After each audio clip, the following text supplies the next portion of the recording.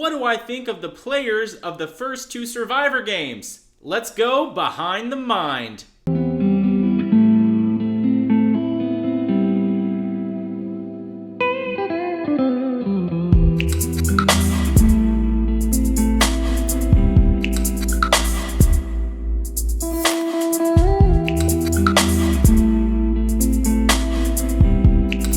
As we're looking through Season 1 and 2's cast, I want to be able to identify impact players. Here's how I'm going to be doing that. First and foremost, they need to be able to think for themselves. Do they do their own thing or just follow someone? An impact player also needs to demonstrate a strategic prowess of some sort.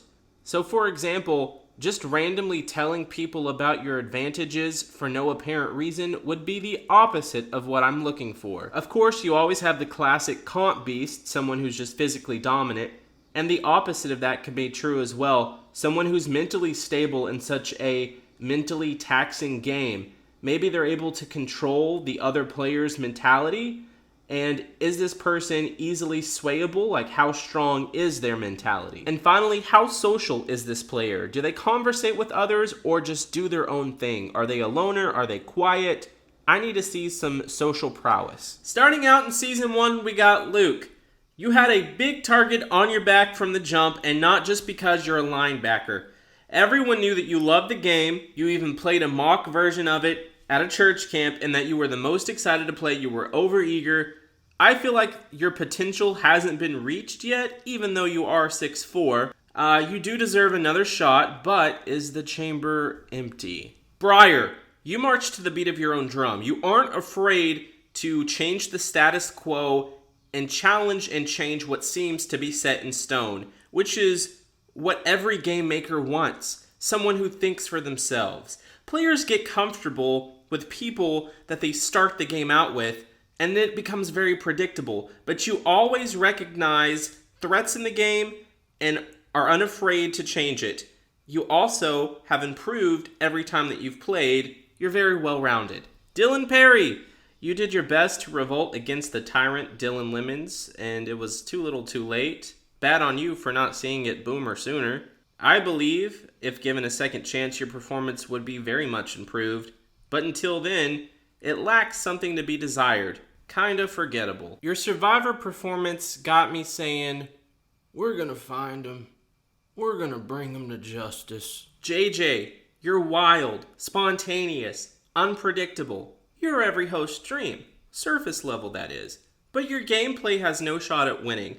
And you know it, and it's okay. Survivor should be fun, especially for the players. And you have fun being your chaotic self. And I say, go for it.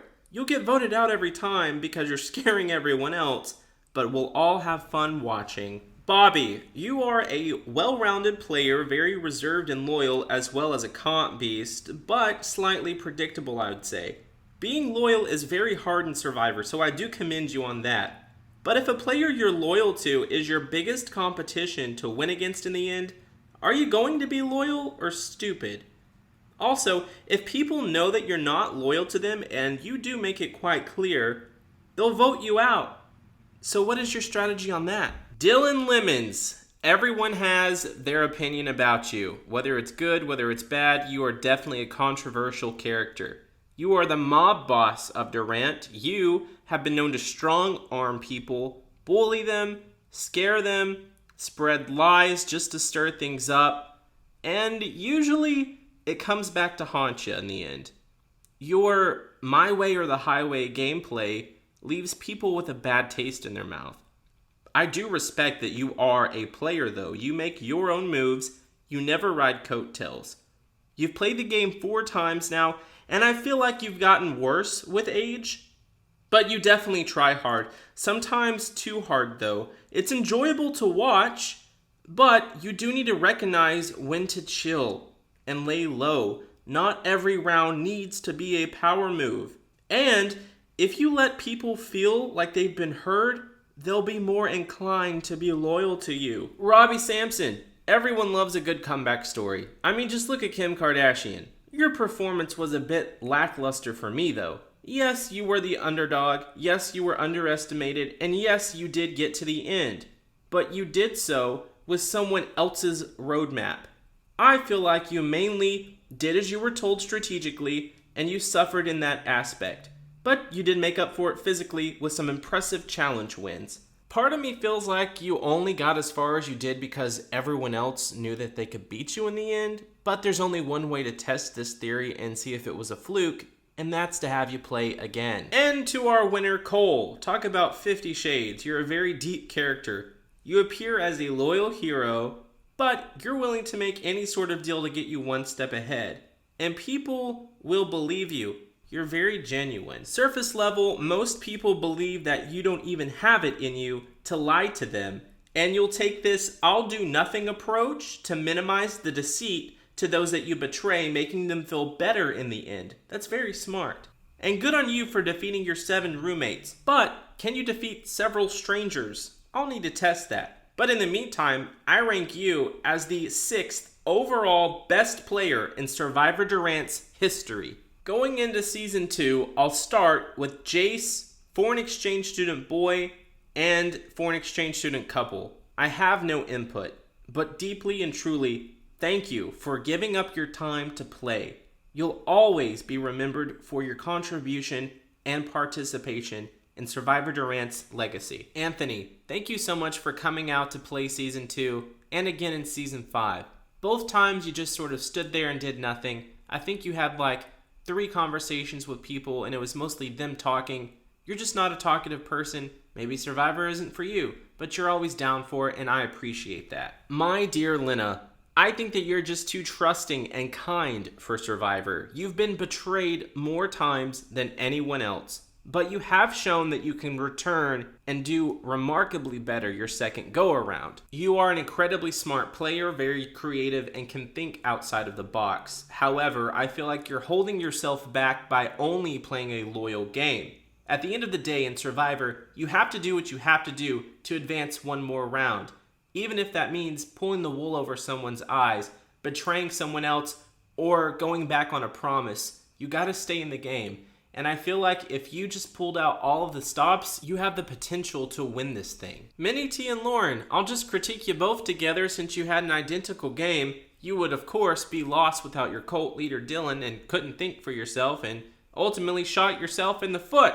Lauren, I will give you credit for your pitch of staying in the game in the final 4. You gave it hell. Wasn't good enough, though. If only you could have asked Dylan what he would have done in that situation, considering you did everything else he told you to do. My man Clinton, hands down, you were gonna win the game if you got to the end. Everyone loved you. You never said a bad word about anyone the whole time.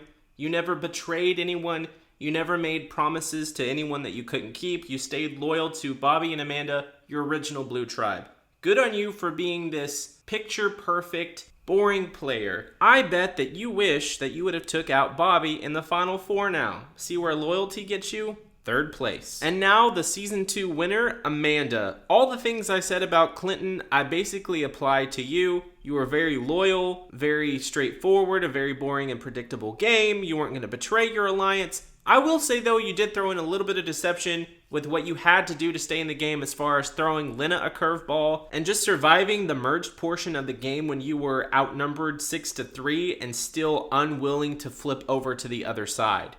That's dangerous. For as long as I've known you, you have also been a very competitive and physical person. But I would like to see a little bit more strategy. Being loyal just to be loyal is not a strategy. Realistically, Clinton was your biggest competition and you let him get to the final 3 just because he was part of your original tribe. You need to recognize who the threats are and take them out. For these reasons, and seeing that you are a winner, I rank you as the 7th best overall player in Survivor Durant's history. Look forward to my next collection of harsh criticisms when I go over the cast of Season 3.